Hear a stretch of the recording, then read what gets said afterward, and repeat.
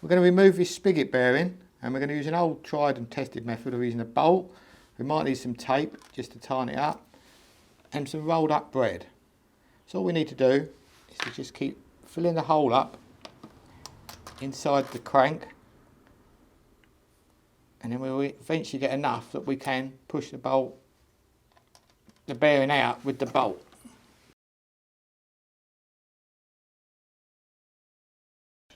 As you can see, we've pretty much filled the hole up with bread now. So as we push the bolt in, it's getting tighter and tighter. So I don't know if we're ready to come out yet.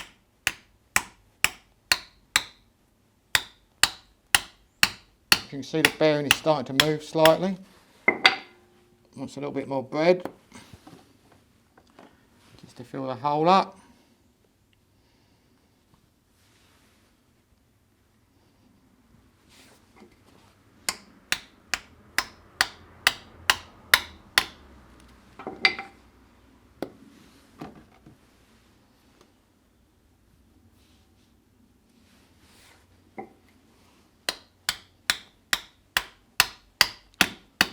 See it moves that time.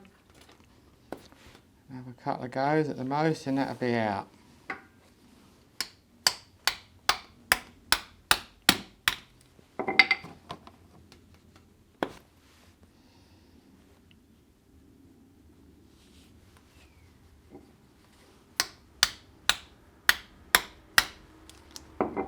And there we go, and it's even pulled all of the bread out nice and cleanly as well. So that's it. So we've just got to put the new one back in. Please subscribe and click the bell icon to be notified when we release a new video.